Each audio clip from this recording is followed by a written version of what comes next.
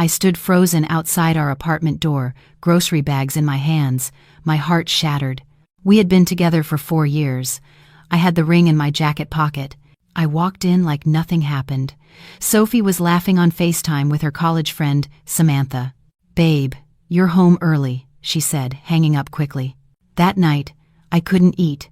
I couldn't sleep. I just kept replaying her words in my head. The plan was to propose at her parents' house during Sunday dinner. Her whole family would be there. Saturday was torture. Sophie kept asking if I was okay, touching my arm, trying to understand why I was so distant. I wanted to scream at her. I wanted to ask her why. Why would she spend 4 years with me just to humiliate me in front of the people who mattered most? I barely slept that night either. I stared at the little ring box on my nightstand, thinking about how excited I had been when I bought it 3 months ago. I had saved for 8 months. I had asked her dad for his permission. Like an idiot, he had hugged me and said, "Welcome to the family, son." What a joke. Sunday came, and I was numb. We drove to her parents' house, and she kept talking about random things, completely normal. She talked about her coworkers' drama, about wanting to repaint the bathroom, about her mom's new recipe she was excited to try. Every word was like a knife. How could she act so normal knowing what she was about to do? I gripped the steering wheel so hard my knuckles turned white. A part of me wanted to turn the car around. Another part wanted to confront her right there, but I kept driving. Maybe I needed to see it. I needed proof that the woman I loved could be so cruel. When we pulled into her parents' driveway, she squeezed my hand. "You've seemed stressed lately. Is everything okay?" I almost laughed. "Yeah, everything is fine." Dinner was perfect. Her mom made my favorite dish, pot roast. I moved the food around on my plate, forcing myself to swallow a few bites so no one would ask questions. Sophie's dad talked about his golf game. Her sister showed us pictures of her new puppy. Sophie was laughing at something her sister said about the new puppy. I looked at her and saw a stranger. "Right, honey?" she asked, touching my arm. I hadn't heard the question. I just nodded. "See, Mom? I told you he'd like it too," Sophie said, turning to her mother. Her mother smiled. Her father looked at me from across the table. There was pride in his eyes, pride for the man he thought was his future son-in-law. I had the ring in my left pants pocket. It felt as heavy as a stone. "Daniel, would you like more salad?" Mrs. Morrison asked. "No, thank you. It's delicious, but I'm full." A lie. I hadn't eaten half my plate. Sophie squeezed my hand under the table. 3 squeezes. Our secret code. It meant I love you. We had made it up in our 2nd month together. I pulled my hand away and picked up my water glass. She gave me a strange look. I pretended not to notice. "Daniel, Mr. Morrison said, wiping his mouth with his napkin. "How's that project at the office going? The one you mentioned last week?" "It's going well. We presented on Friday. The client was satisfied." "Excellent. I always knew you were a hard worker." The words hurt more than I expected. This man had embraced me when I asked for his daughter's hand. He had called me son. He had given me investment advice. He had invited me to play golf, and I was about to disappoint him. Or maybe his daughter already had. "Dad, tell Daniel about the trip you two are planning," Sophie said with a smile. She was acting perfectly normal, as if nothing was going to happen, as if she hadn't planned to humiliate me in front of her entire family. Or maybe she changed her mind. She had been clear on that call with Samantha. Very clear. "Your mother and I are thinking of Italy for our anniversary," Mr. Morrison explained. 40 years of marriage deserves something special." "That sounds amazing," I said. "Maybe you two could join us," Mrs. Morrison suggested, looking at Sophie with a knowing smile. "It would be a perfect celebration trip." Sophie laughed nervously. "Mom, don't start." But her mother continued. "I'm just saying it would be nice. 2 couples, Italy, very romantic." I felt the attention at the table. Everyone was expecting something tonight. Everyone except Sophie knew I was going to propose. Or they thought she knew. Sophie's sister, Madison, cleared her throat. "Well, I think Daniel and Sophie have their own timeline. There's no rush, right?" She was the youngest, 23. She had always been kind to me. "Of course not," Mr. Morrison said quickly. "Daniel is a good man. He knows what he's doing." Sophie looked at me. There was something in her eyes. Nerves, anticipation, guilt. I couldn't read her. "I need to use the restroom," I announced, standing up. "Second door on the left, you know the way," Mrs. Morrison said. I walked down the hallway of the house where I had eaten dinner dozens of times. I passed family photos. Sophie as a little girl, Sophie at her graduation, Sophie and me at the beach last year. Madison had taken that picture. Sophie was wearing my shirt over her swimsuit. I was hugging her from behind. We looked happy. Had it been real, or was it always an act? I went into the bathroom and locked the door. I leaned against the sink and looked at myself in the mirror. I looked tired, dark circles under my eyes. My hair was a bit messy, the shirt Sophie had given me for my last birthday. I took out my phone. I had 3 texts from my best friend Marcus. "Did you do it yet? Did she say yes? Congrats, bro." Marcus didn't know anything. No one knew. I opened the voice recording app on my phone. The conversation I had recorded on Thursday was still there. I hadn't deleted it. I needed to know it was real, that I hadn't imagined it. I pressed play on low volume. Sophie's voice came through clearly. "He's going to propose tonight. Watch me say no and make him cry." Samantha's laughter. "You're evil, Sophie. He's just been so intense lately. He needs to learn that not everything happens when he wants it to." "But do you love him?" "Of course I do. But he needs to understand who's in control here." I stopped the recording. I had already listened to it 50 times. Every word was burned into my memory. Someone knocked on the door. "Daniel, are you okay?" It was Sophie. I put my phone away. "Yeah, I'll be right out. I just wanted to make sure. You've been acting weird all weekend." I opened the door. She was standing there in her blue dress. The one I bought her for her last birthday. She looked beautiful, and that made it all worse. "I'm fine, just tired from work. Are you sure? Because if there's anything you want to tell me..." She looked me straight in the eyes. She was searching for something. What? Signs that I was about to propose, or signs that I knew something? "There's nothing. Let's go back." We returned to the table. Dessert was already served. Apple pie. My favorite. "Just in time," Mrs. Morrison said. "We didn't want to start without you." We ate the dessert in an awkward silence. Sophie tried to make conversation, but no one was very lively. I think they all sensed something was wrong. When we finished, Mr. Morrison stood up. "Daniel, can you help me take out the trash?" This was my chance, the one I had planned. This was when I was supposed to tell him I was going to propose. He was supposed to clap me on the back, maybe give me a hug. I followed Mr. Morrison outside.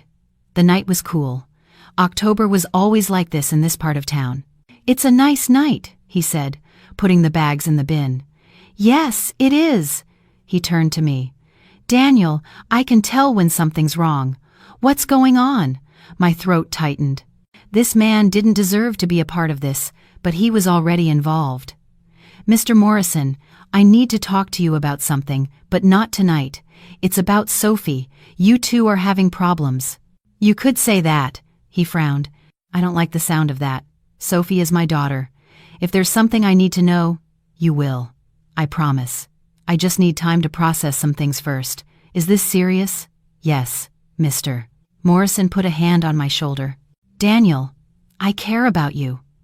You're a good man. Whatever it is, I hope you two can work it out." I nodded, unable to speak. When we went back inside, Sophie was helping her mother with the dishes. Madison was playing on her phone on the couch. "I think we should get going," I told Sophie. She looked surprised. "So soon? We haven't even had coffee. I have to be up early tomorrow, an early meeting. But it's Sunday. A virtual meeting with the client in Asia. Time difference. A lie." Sophie looked at her mother, then her father, then me. "All right, let's go." We said our goodbyes. Mrs. Morrison hugged me. "Take care, Daniel, and don't work so hard." "I'll try." Madison gave me a hug too. "See you soon, Mr. Morrison gave me a firm, meaningful handshake. "Call me if you need to talk." In the car, Sophie was silent for the first 10 minutes, just looking out the window. Finally, she spoke. "What was that all about?" "What was what?" "Everything. Your attitude, your face. You barely spoke at dinner. You told my dad you two needed to talk. What is going on? I already told you. I'm tired. It's not just tired. I know you, Daniel. Something else is going on. I gripped the wheel. The words wanted to spill out.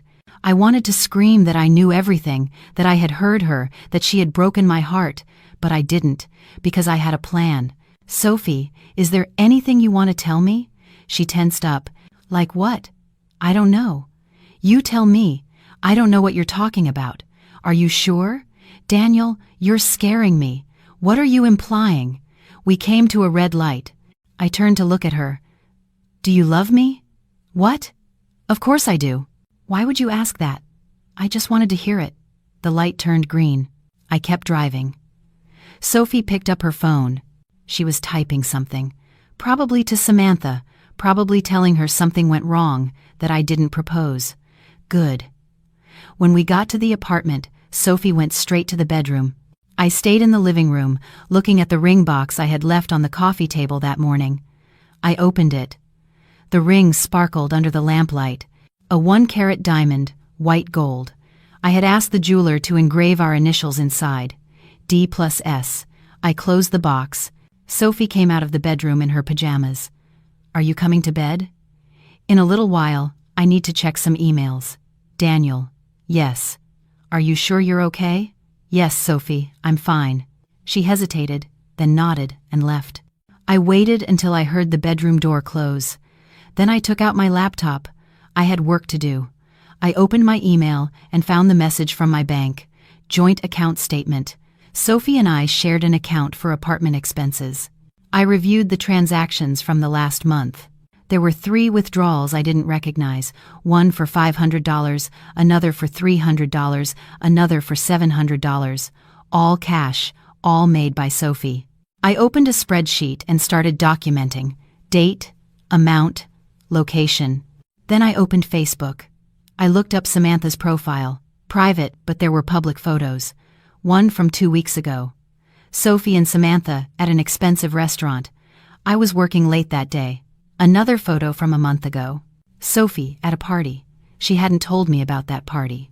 I kept searching. Instagram, Twitter, TikTok. Sophie had accounts I didn't know about. On one, she posted pictures with me, but with strange captions. My banker boyfriend. I'm not a banker. I work in marketing. Dinner sponsored by my man. I paid for that dinner. Living the life I deserve. What did that mean? The comments from her friends were worse. Enjoy it while you can. That ring is going to be huge. I want one like that too. Like what?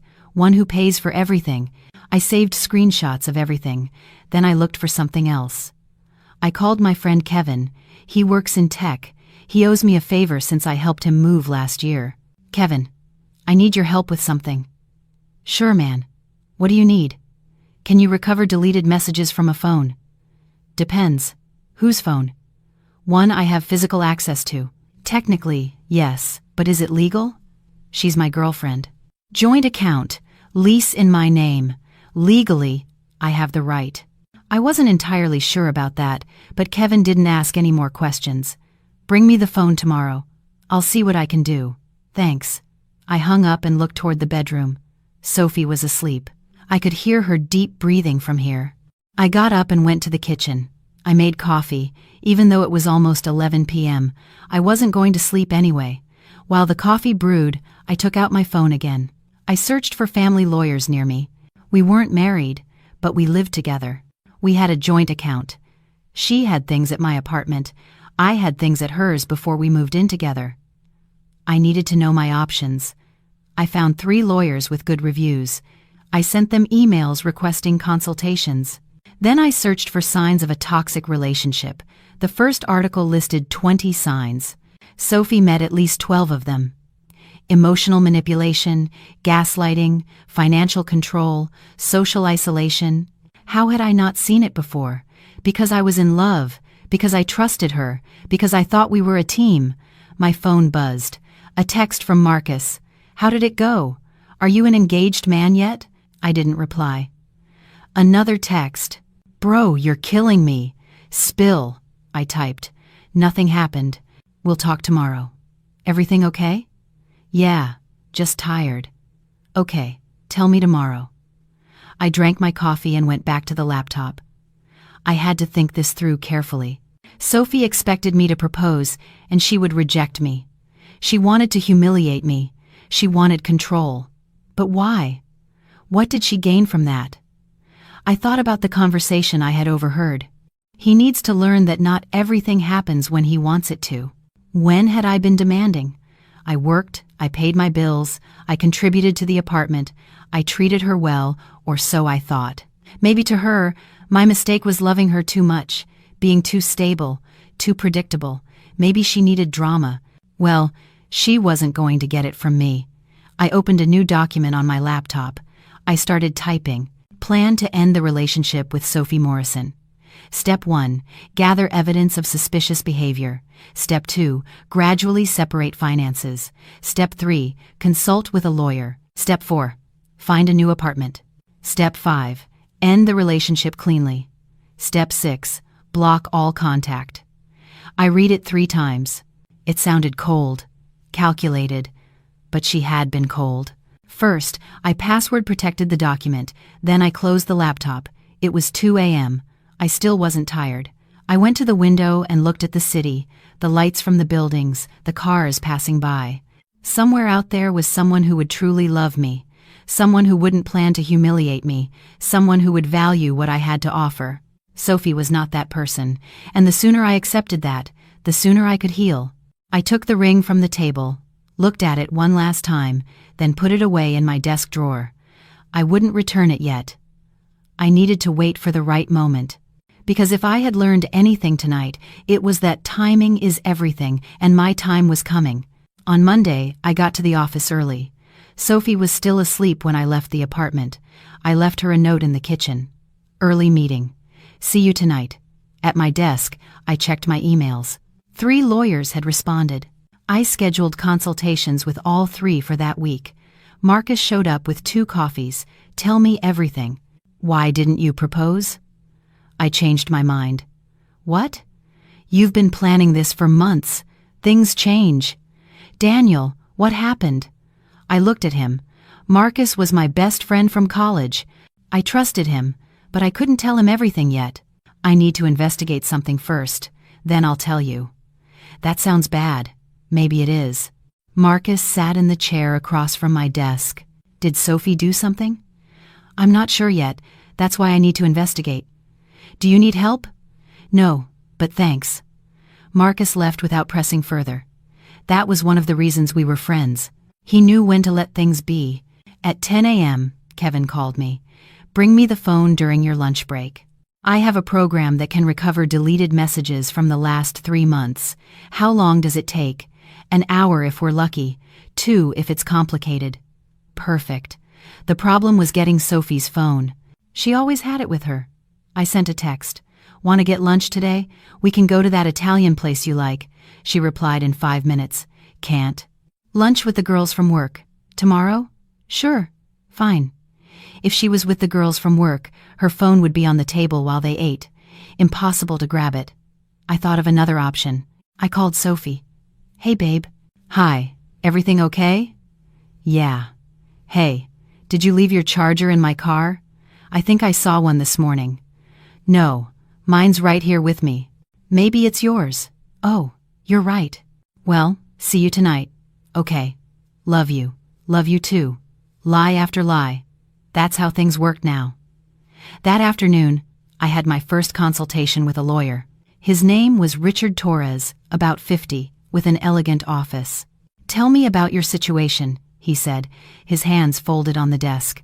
I explained everything.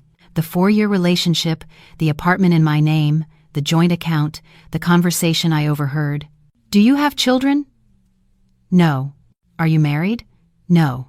Then, legally, it's simple. You can end the relationship whenever you want. But the joint account is complicated. How so? She's entitled to half of what's in there, unless you can prove the money is yours. I have records of all my deposits. That helps. She deposits too, but it's small, maybe 20% of the total. Document everything, every transaction, especially those suspicious withdrawals. I've already started. Richard nodded. Good. My advice is to open a new account. Transfer your money gradually, not all at once, or she'll notice. And the apartment is in your name. She is a verbal tenant. She has 30 days to vacate after an official notice. I need an official notice? It's the safest way, avoids legal trouble later. I took notes on everything. The consultation cost $200. It was worth every penny. That night, Sophie came home late. It was almost 9. How was your lunch? I asked. Good. The girls say hi. Did you go to the usual place? Yeah. The cafe near the office. A lie. Her shared GPS location showed a restaurant 20 minutes from her work. An expensive one. I had checked in the afternoon. What did you eat? A salad. I'm trying to eat healthier. Good idea. Sophie sat on the couch. Daniel, we need to talk. My stomach tightened. About what? About whatever is going on with you. You've been weird since Friday. I already told you. I'm tired. It's not just tired. Something's changed. It's work. Work is fine. Then what is it? I looked at her. She was still beautiful. It still hurt to see her, but the pain was different now. Sophie, are you happy in this relationship? She blinked. What kind of question is that? A simple one. Are you happy? Of course I am. Why wouldn't I be? I don't know. You tell me. Daniel, you're confusing me. What are you getting at? Nowhere. Just asking. Sophie stood up. You know what? I'm tired. It's been a long day. If you have something to say, say it. If not, I'm going to bed. There's nothing to say. Fine. She went to the bedroom. I stayed on the couch. 5 minutes later, my phone buzzed. A text from an unknown number. Daniel, it's Madison, Sophie's sister. Can we talk? I replied, sure. What's up? Not over text. Can you call me? I stepped out onto the balcony and called her.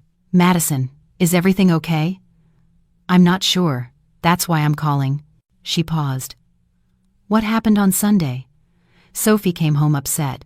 She said you ruined dinner. I didn't ruin anything. I know. That's why I'm calling. Something doesn't add up. What do you mean? Sophie's been acting strange. She's been going out a lot lately, spending money she doesn't have. And on Sunday, before you arrived, she was nervous, like she was expecting something. Expecting what? I don't know, but when you left early, she was furious. She called someone and spoke in a low voice. I didn't hear everything, but she mentioned your name several times. Do you know who she was talking to? No, but it wasn't anyone from the family. I processed the information. Sophie was upset because I didn't propose. That confirmed what I already knew. Madison, why are you telling me this? Because I care about you, and because my sister sometimes does things without thinking about the consequences. I just wanted you to know that something's going on. Thank you. Are you going to tell me what it is? Not yet, but soon. I hung up and went back inside. Sophie was in bed with her phone. When I came in, she hid it under the pillow. Who were you talking to? She asked. Marcus. About work. Oh. I got in the shower. The hot water didn't help me relax. My mind was still working, planning, calculating. When I got out, Sophie was already asleep, or pretending to be. I lay down on my side of the bed we had shared for 3 years. 3 years of my life that I now questioned entirely. My phone buzzed with a text. Marcus, you sure you're okay? You can tell me anything. We'll talk tomorrow, I promise. Okay, man. I'm here. I turned off the phone and closed my eyes, but I didn't sleep. The next day, I arrived at the office at 7 a.m. No one else was there yet. I opened my laptop and Googled Sophie's name. Nothing unusual. Her LinkedIn, her public Instagram, her Facebook. Then I searched for Samantha, her best friend, the one on the call. Her Instagram was public. Pictures of trips, pictures with friends, pictures with Sophie. A photo from 3 days ago, Sophie and Samantha at a bar. The caption read, Girls' night, we needed this. I was home that day. Sophie told me she had a headache and went to bed early. Another lie. I checked more photos. I found something interesting. A photo from 2 months ago. Sophie at a dinner with people I didn't recognize. All men. One of them had his arm around her. Samantha's caption read, Networking. My girls know how to hustle. Networking. Sophie worked in human resources for a small company. She didn't need to be networking with men in suits. I saved the photo. Then I looked up the man in the picture. He was tagged. Brandon Chen, CEO of a tech startup. His profile showed pictures of his company, his success, his wealth, and there was a picture with Sophie from a month ago at an industry event. Sophie never mentioned that event. I started to understand. Sophie wasn't just planning to reject me. She had options. Men with more money, more success, more status. I was her plan B, her backup while she looked for something better. The pain in my chest turned into something cold, calculated. Fine. Two could play that game. And I had just discovered her hand. Kevin called me at 10 a.m. "I've got news. Can you come now? Give me 30 minutes. I got to his office. Kevin worked from home, an apartment filled with computers and monitors. "Sit down. This is interesting." He showed me his screen, recovered messages from Sophie's phone, hundreds of them. "How did you get her phone?" Kevin asked. "This morning. She said she was going to shower. I took it for 5 minutes." 5 minutes was enough. Kevin opened a folder. "These are the texts with Samantha from the last 3 months." I started reading. Sophie to Samantha, 2 months ago. "Brandon asked me to dinner again. I don't know if I should go." Samantha, "Why not? Daniel doesn't have to know." Sophie, "You're right. It's just networking." A week later. Sophie, "Brandon offered me a job at his company, triple my current salary." Samantha, "Are you going to take it?" Sophie, "I don't know.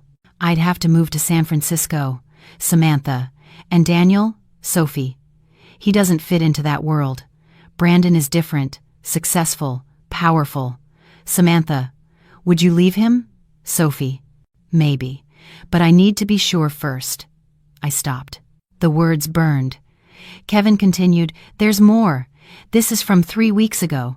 Sophie to Samantha, "Daniel is planning to propose. His friend Marcus asked him about a ring." Samantha, "What are you going to do?" Sophie, "Reject him. I need him to understand that he doesn't control me." Samantha, "That's cruel." Sophie, "It's necessary. If I accept now, I'll never be able to leave. He needs to know I have options." Samantha, "And after the rejection?" Sophie, "I'll see how he reacts. If he becomes submissive, maybe I'll stay. If he gets angry, I have Brandon waiting." I closed my eyes. Every word was a blow. "Do you want to see more?" Kevin asked. "Yes." He showed me messages between Sophie and Brandon. They started 4 months ago. "Brandon, it was nice meeting you at the event. Let's do lunch this week." Sophie, "I'd love to." Brandon, "Wednesday? I know a discreet place." Sophie, "Perfect." The messages continued. They met every week. Every week, the conversations became more intimate. Brandon sent her gifts. Flowers, expensive chocolates, a gold bracelet. Sophie never mentioned any of it. "Is there anything else?" Kevin said. Deleted messages from 2 days ago. Sophie to Samantha, Sunday night. "He didn't propose. Something went wrong." Samantha, "Do you think he suspects something?" Sophie, "I don't know. He was weird all night. His dad asked me if we were having problems." Samantha, "What did you tell him?" Sophie, "That Daniel was stressed from work, but something's not right. He acted different." Samantha, "Maybe he just got scared." Sophie, "Or maybe he knows something. I need to find out." Kevin looked at me. "Are you okay?" "Yes. Can you print all of this?" "I already did. It's in this envelope." I took the envelope. It felt heavy, like solid evidence. "What do I owe you?" "Nothing. We're friends. Kevin, this is professional work. It's fine. Just promise me you'll take care of yourself." "I will." I left his office with the envelope under my arm. In my car, I opened it and read everything again. It wasn't just emotional infidelity. It was planning, manipulation, calculated cruelty. Sophie saw me as a toy, something she could use and discard when she found something better. My phone rang. It was her. "Where are you?" "You said we'd have lunch today." "I forgot. I'm with a client." "Daniel." "You promised me." "I know. I'm sorry." "Tomorrow?" "Forget it. I'll eat alone. She hung up, angry. Good. Let her be angry. I didn't care anymore. I drove to the bank. I opened a new account, solely in my name. I transferred half the money from our joint account, $20,000. The teller gave me a strange look. Are you sure? That's a lot of money. Completely sure. Then I went to look at apartments. I found one 15 minutes from my work, 2 bedrooms, good location, available in 2 weeks. I'll take it, I told the agent. Don't you want to think about it? I don't need to think about it. I signed the lease, paid the deposit, and first month's rent, another $3,000. When I got back to the office, Marcus was waiting for me. Okay, that's enough. Tell me what's happening. I took him to an empty conference room. I showed him everything. The recording, the texts, the photos. Marcus didn't say anything for 5 minutes, just looked at the papers. Finally, he spoke. Bro, I'm so sorry. Don't be sorry. Now I know. What are you gonna do? End it, but on my terms. Need any help? Maybe. I'm not sure yet. Marcus squeezed my shoulder. Whenever you need it, just let me know. That night, I got home at 10. Sophie was watching TV. You're late, she said without looking at me. I had a lot of work. You always have a lot of work lately. I sat down next to her. Sophie, do you remember Brandon Chen? She tensed, almost imperceptibly, but I noticed. Who? Brandon Chen, CEO of TechVision. I don't know anyone by that name. Are you sure? I thought you went to an event at his company. I don't know what you're talking about. Okay, I must have been mistaken. Sophie looked at me suspiciously. Why are you asking about him? A client mentioned him, said he was looking for someone in HR. I thought you might be interested. I'm not interested in changing jobs, okay? I turned my attention to the TV. Sophie kept staring at me. I could feel her eyes on me. Daniel, are you watching me? Why would I do that? I don't know. You've been asking weird questions lately. I'm just asking questions. There's nothing weird about that. I feel like you don't trust me. I looked at her directly. Should I trust you? Of course. We're a couple. You're right. I'm sorry. I stood up and went to the bedroom. Sophie stayed in the living room. I checked my email on my phone. One of the lawyers had sent me a draft of an eviction notice. Legal, formal, effective. I replied, perfect. I'll use it in 2 weeks. Another email was from the apartment agent. Everything is set. You can move in on the 1st of the month. That was 10 days away. Sophie came into the bedroom an hour later. She got into bed without a word. I pretended to be asleep. She took out her phone and started typing. The screen lit up her face. She was typing fast, probably to Samantha, probably telling her about my questions. Good. Let her worry. The next day, Friday, I told Sophie I had to travel for work over the weekend. Where to? Chicago. A presentation with a new client. When are you coming back? Sunday night. Can I come with you? It's a work trip. I'll just be in meetings. I understand. I wasn't going to Chicago. I was going to stay with Marcus. I needed space to think and plan my next steps. Friday afternoon, I packed a small bag. Sophie watched me from the bedroom doorway. You sure I can't come? I'm sure. But I'll make it up to you when I get back. Okay. I kissed her on the cheek. She expected more. She always expected more. But I couldn't give her anything anymore. At Marcus's place, I unloaded everything. Every detail. Every plan. It's brilliant, Marcus said. But are you sure? There's no going back after this. I'm sure. And your heart is ready for this? My heart has suffered enough. Now it's my head's turn. Marcus nodded. Then let's do it right. We spent the weekend planning every move, every detail, every contingency. By Sunday night, everything was ready. All that was left was to execute the plan. And that would begin on Monday morning. On Monday, I arrived at the office with a clear purpose. Sophie thought I had traveled to Chicago. In reality, I had spent the weekend planning my exit. At 9 a.m., I received an email from HR. Departmental meeting, conference room B, 10 a.m. I went up to the 3rd floor. The room was full. My boss, Robert, was at the front. Good morning, everyone. I want to introduce our new consultant. She'll be helping us improve our processes. This is Andrea Ruiz. A woman in her early 30s entered the room, dark hair pulled back in a ponytail. A professional gray suit, no excessive makeup. "It's a pleasure to meet you all. I'll be working with you for the next 6 weeks." Her voice was clear, confident, with no trace of falsehood. During the meeting, Andrea explained her methodology: individual interviews, process analysis, specific recommendations. "I'll start with the team leaders. Daniel Martinez. Can we speak after the meeting?" "Of course." When everyone had left, Andrea sat across from me. "Your boss says you're the best in your department. A 20% increase in sales this year. I just do my job. Most people just do the minimum. You do more." She took out a notebook. "Why?" "Because if I do things right, I don't have to worry." Interesting answer. She wrote something down. "Where do you see yourself in 5 years?" "Honestly, I don't know. A week ago, I had a plan. Now everything has changed." Andrea looked up. "Personal problems? You could say that? You don't have to tell me if you don't want to, but sometimes talking helps." I looked at her. There was something genuine about her.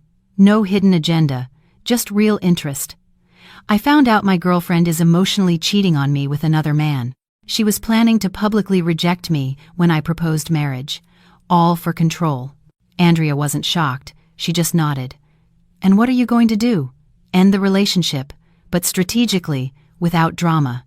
"That's very mature. Most people would act on impulse. Impulse doesn't solve anything. It just makes things worse." Andrea smiled slightly. "I like you, Daniel. You're direct. I just tell the truth." We talked for another hour about work, about processes, about goals. When we finished, Andrea gave me her card. "If you need to talk about personal stuff, here's my number. Sometimes a stranger understands better than a friend." "Thank you. And Daniel, whoever did that to you, doesn't deserve another minute of your time." "I know." At my desk, I saved her card. Marcus appeared with 2 coffees. "How was the meeting?" "Good. The new consultant seems professional." "Andrea?" "Yeah. I spoke with her yesterday. Direct, no nonsense." "Exactly." My phone buzzed. A text from Sophie. "How's Chicago?" "I miss you," I replied. "Meetings all day. Exhausting." "I'll call you tonight." "Okay, I love you." I didn't reply to that. Marcus noticed my expression. "Her?" "Yeah, still acting like nothing's wrong." "When are you executing the plan?" "This weekend. Everything's ready." "Do you need me to be there?" "No, but thanks." That afternoon, I had another session with Andrea, this time about my specific projects. "Impressive," she said, reviewing my numbers. "Have you always been this organized?" "Always.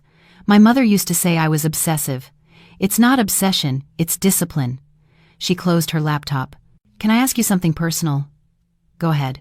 "Your girlfriend, the one planning to reject you, why would she do that? You're successful, stable, responsible, because she found someone with more money, more status. I was her plan B. So, she's either foolish or calculating." "Same thing." Andrea leaned back in her chair. "You know what I notice about you?" "What?" "You're hurt, but not broken. You're planning, but not vengeful. You're sad, but not desperate. And that's good. It's rare. Most people in your situation would do crazy things. You just want to get out with your dignity. Because dignity is the one thing no one can take from me." Andrea smiled. "I definitely like you." That night, Sophie called me 3 times. I didn't answer any of them. I texted her, "Meeting with the client. I'll call you later." I never called her. On Wednesday, Andrea and I had lunch in the office cafeteria. We talked mostly about work, but also about other things. "Do you have family here?" I asked. "No, I moved here 6 months ago. A divorce. I needed a change." "I'm sorry." "Don't be. It was for the best. He was controlling, jealous, manipulative." "How long were you married?" 5 years. The last 2 were hell." "How did you know it was time to leave?" Andrea picked up her coffee. "When I realized I'd rather be alone than with him. When the silence was better than his company." "I understand that feeling. That's why I recognized it when you talked about your girlfriend. I saw that same look in the mirror a year ago." "And now you're better?" "Much better. I have my own apartment, my job, my peace. Sounds good. It is. And you'll be okay too. You just have to take the step. I went back to my desk thinking about her words. Andrea was right. I just needed to take the step.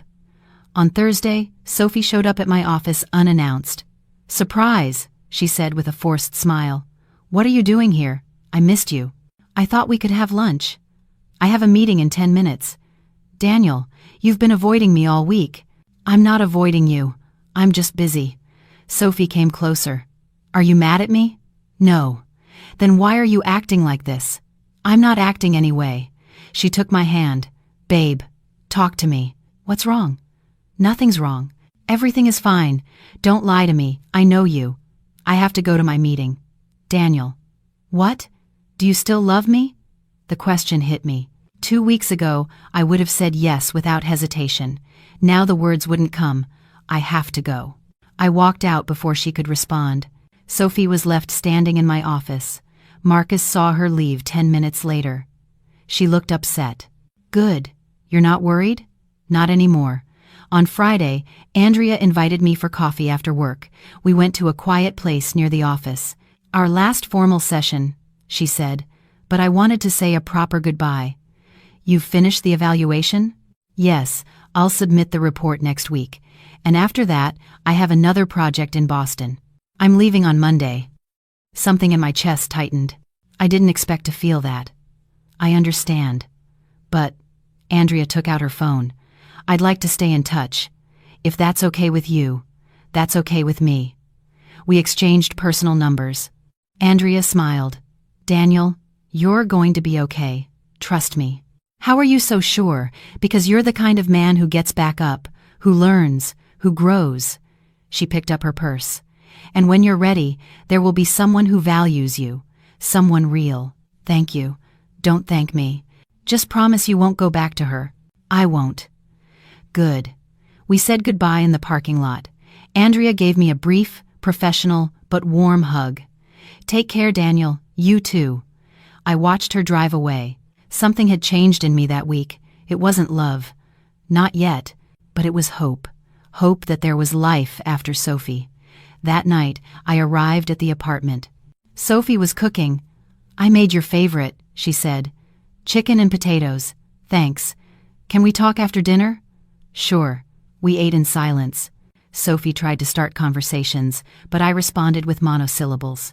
After washing the dishes, we sat on the couch. "Daniel, I need to know what's going on." "Nothing is going on." "You're lying. You've been distant, cold, different. Maybe I'm tired." "It's not just tired. It's like you don't love me anymore." I looked at her. "And that worries you?" "Of course it worries me. You're my boyfriend." "Your boyfriend or your backup option?" Sophie went pale. "What did you say?" "Nothing. Forget it." "Didn't you say something about a backup option?" "What does that mean?" "It means I'm tired, Sophie. That's all." She didn't believe me, but she didn't press further. That night, I slept on the couch, and on Saturday, the end would begin. On Saturday, I woke up early. Sophie was still asleep. I made coffee and took out the envelope with all the documents: messages, photos, bank statements, the eviction notice. At 8 a.m., I called Mr. Morrison. "Daniel, what a surprise. Is everything okay? I need to talk to you today, if possible." "Of course. Do you want to come to the house?" "I'd prefer a neutral place." "Do you know the coffee shop on Main Street?" "Yes." "What time?" 10. "I'll be there." I hung up and left a note for Sophie. Went for a run. Back in a few hours. I got to the coffee shop 15 minutes early. Mr. Morrison was punctual. "Coffee?" he asked. "I already ordered. Thanks." We sat at a table away from the window. Mr. Morrison looked at me with concern. "What happened, Daniel?" I took out the envelope. "I need to show you something." I handed him the printed messages. He read them in silence. His expression changed from confusion to shock to disappointment. "Where did you get this?" "From Sophie's phone." "I recovered them. I can't believe it. I didn't want to believe it either, but it's real." Mr. Morrison read the messages again, especially the ones mentioning Brandon Chen. "Who is this man?" "A startup CEO. Sophie met him 4 months ago. He offered her a job in San Francisco, and she was planning on leaving you after publicly rejecting me. She wanted to humiliate me first. Mr. Morrison put the papers on the table. He looked 10 years older. I'm sorry, Daniel. I didn't know my daughter was capable of this. Neither did I. What are you going to do? I've already done it. I moved my money. I got a new apartment. Today, I'm giving her the eviction notice. Eviction? The apartment is in my name. She has 30 days to leave. Mr. Morrison nodded slowly. It's the right thing to do. But it's going to hurt. I've been hurt enough. Can I keep a copy of this? Her mother needs to know. Of course. I gave him a full copy. Mr. Morrison put it in his jacket. Daniel, I care about you. I always have. What Sophie did to you is unforgivable. Thank you for hearing me out. Do you need anything? Help moving? A place to stay? I'm fine. I have everything planned. We said goodbye in the parking lot. Mr. Morrison hugged me. You'll find someone better. Someone who values you. I hope so. I returned to the apartment at 11. Sophie was awake, drinking coffee in the kitchen. Where were you? You didn't go for a run. I had a meeting. On a Saturday? Yes. With whom? With your dad. Sophie almost dropped her coffee. What? Why? Because I needed to tell him something. Tell him what? I took out my copy of the envelope and put it on the kitchen table. The truth. Sophie opened the envelope, took out the papers, and started to read. Her face went from confusion to panic to fury. You spied on me. I discovered your plan. This is an invasion of privacy. This is the truth. Sophie threw the papers down. You're taking this out of context. Those messages don't mean what you think they do. Really? Then explain what they mean. Samantha and I were just joking. Joking about rejecting me? About Brandon Chen? About using my money while you looked for something better? It's not like that. Then how is it? Sophie sat down. She was breathing fast, searching for words, for excuses, for lies. Daniel, I love you. You don't love me. You use me. That's not true. The messages say otherwise. The messages are out of context. Sophie, stop. I know everything. Brandon, the lunches, the job in San Francisco, your plan to reject me to have control. She started to cry. I was confused, scared. I didn't know what I wanted. Now you know, and so do I. What does that mean? I took the eviction notice out of the envelope and handed it to her. You have 30 days to leave the apartment. Sophie read the letter. Tears fell onto the paper. You can't do this. Yes, I can. The apartment is in my name. Where will I go? That's not my problem. Daniel, please. I made a mistake. It wasn't a mistake. It was a decision. Multiple decisions. Over months. Sophie stood up. She tried to touch my arm. I backed away. Don't touch me. Babe, please. Can we fix this? There's nothing to fix.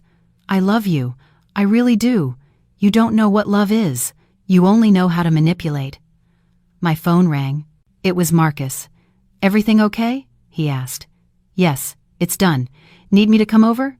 No, I'm fine. I hung up. Sophie looked at me with desperation. That was Marcus. He knew? He helped you? How many people know? Your dad, Marcus. And soon, your mom too. You can't tell my mom. Your dad already has a copy of everything. He'll decide what to do. Sophie collapsed onto the couch, crying uncontrollably. But I felt nothing. Not pity, not pain, just emptiness. Daniel, give me another chance. I promise I'll change. You already had 4 years of chances. Please, no. I grabbed my jacket. I'm leaving. When I come back tonight, I want you to be calm. You have 30 days. Use them well. Where are you going? That's no longer your business. I left the apartment. In my car, I took a deep breath. My hands were trembling slightly, not from fear, but from relief. I drove to Marcus's house. He opened the door before I could knock. How are you? Good. Surprisingly good. Did she cry a lot? Did she make you change your mind? No. Marcus smiled. Good. Come on in. I ordered pizza. We spent the afternoon watching sports. We didn't talk about Sophie. We didn't talk about the future. We just existed in the moment. At 7 p.m., I received a text from Madison. My dad told me everything. I'm so sorry. Sophie doesn't deserve your forgiveness, I replied. Thanks for understanding. Are you okay? I'll be fine.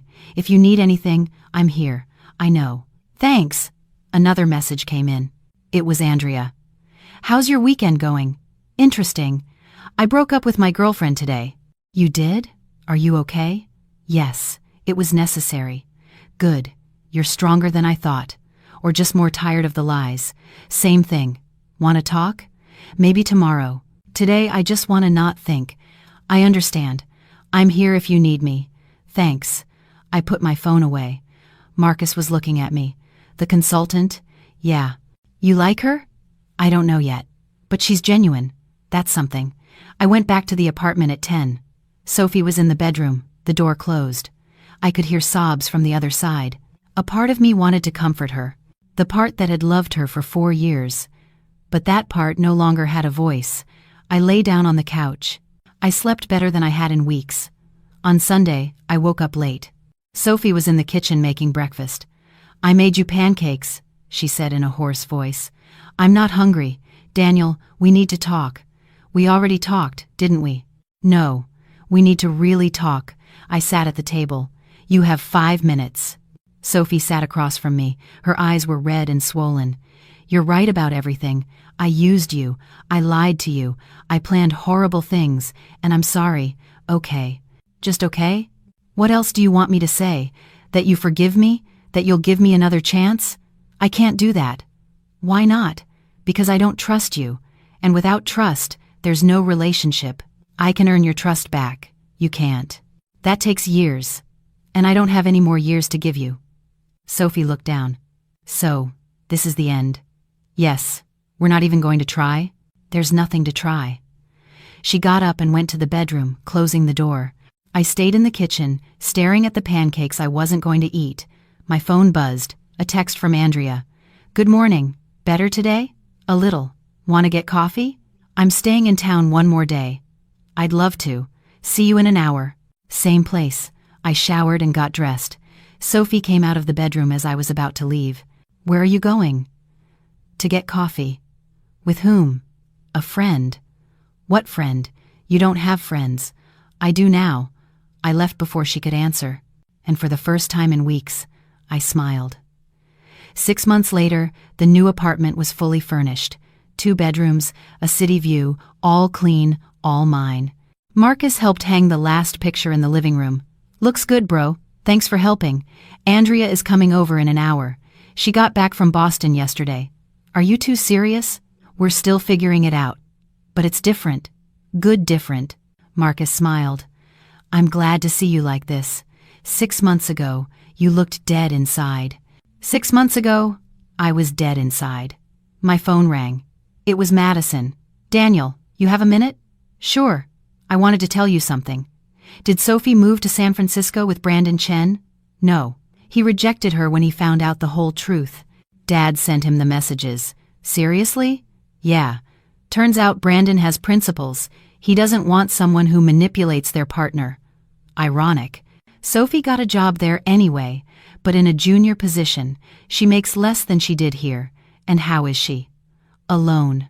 Regretful. But that's her problem now, not yours. You're right. Mom and Dad ask about you. They'd like to see you sometime. Maybe when I'm ready. I understand. Take care, Daniel. You too. I hung up and told Marcus. Brandon rejected her. That's poetic justice. I didn't seek revenge, but the consequences came on their own. That's how karma works. Marcus left 30 minutes before Andrea arrived. I made coffee and took out the cake I had bought. When Andrea knocked on the door, my heart sped up a little. I opened it, and there she was. Jeans and a sweater, hair down, a genuine smile. Hi. Hi. Come in. Andrea walked in and looked around. It's perfect. Exactly what you needed. Far from everything before. Exactly.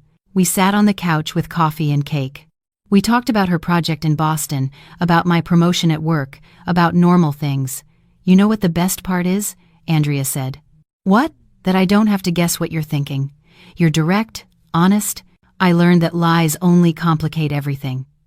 Good lesson. Andrea put her cup down. Daniel, I need to ask you something. Go ahead. Are you over Sophie? I thought about it honestly. Not completely. It still hurts sometimes. But it doesn't define me anymore. That's enough. Andrea took a deep breath. Because I want to try this. You and me. But I need to know that you're ready. And if I'm not completely ready, then I'll wait. But I want to know if there's a chance. I looked at her. Andrea was everything Sophie wasn't. Genuine, direct, no games. Yes, there's a chance. But I need to go slow. Slow is fine. Andrea took my hand. It wasn't dramatic. It wasn't perfect. It was just real. Want to watch a movie? I asked. I'd love to. We spent the afternoon watching comedies. Andrea fell asleep on my shoulder. I let her sleep. I felt no need to move. When she woke up, it was already dark. I'm sorry. I didn't mean to fall asleep. Don't worry. Are you in town this week? Yes. My next project starts Monday, but it's here in the city. Want to have dinner with me tomorrow? Yes. Andrea left an hour later. Before she left, she hugged me. Thanks for giving me a chance. Thanks for being patient. When I closed the door, I checked my phone. I had a message from an unknown number. It was Sophie. Daniel, I know you don't want to talk to me, but I need you to know that I'm sorry. I'm truly sorry. I ruined the best thing I ever had, and now I see the consequences. Brandon rejected me when he learned the truth. My parents are disappointed in me. Madison barely speaks to me. And you moved on. I heard you're seeing someone. I'm happy for you. I really am. You deserve someone who values you. I didn't, and now I'm paying the price. I don't expect a reply. I just wanted you to know. I read the message 3 times. I felt something. It wasn't pain. It wasn't satisfaction. It was peace. I didn't reply. I didn't need to. I blocked the number and put my phone away. On Tuesday, I had dinner with Andrea at an Italian restaurant. She told me about her ex-husband. I told her more details about Sophie. You know what I learned from my divorce? Andrea said. What? That real love doesn't manipulate, doesn't control, doesn't play games. Exactly. And that you deserve someone who chooses you every day, not because they need something from you, but because they want to be with you. Do you choose me? Every day so far. Do you choose me? Yes. Andrea smiled. Then let's try this for real. The next few months were a revelation. Andrea and I saw each other 2 or 3 times a week, always direct, always honest, no games. She never asked me to pay for everything. We shared expenses, we shared responsibilities, we shared a life. One Saturday, 6 months after our first official date, Andrea arrived at my apartment with a box. What's this? My stuff. If you still want me to move in with you. We had talked about it 2 weeks ago. Moving in with someone was a big step, but with Andrea, it felt natural. Are you sure? Completely. Are you? Yes. We moved her things in that weekend. It wasn't dramatic, it wasn't complicated, it was just the next logical step. One afternoon, while we were organizing her clothes in the closet, Andrea found something in my desk drawer. What's this? It was the ring, the one I had bought for Sophie. My past mistake. You kept it? I didn't know what to do with it. Returning it felt like admitting defeat. Throwing it away felt bitter. Andrea picked it up and looked at it. It's beautiful. It was. It doesn't mean anything anymore. Can I suggest something? Sure. Sell it. Use the money for something positive. A trip, a charity, anything but keeping it. She was right. The next day, I sold it.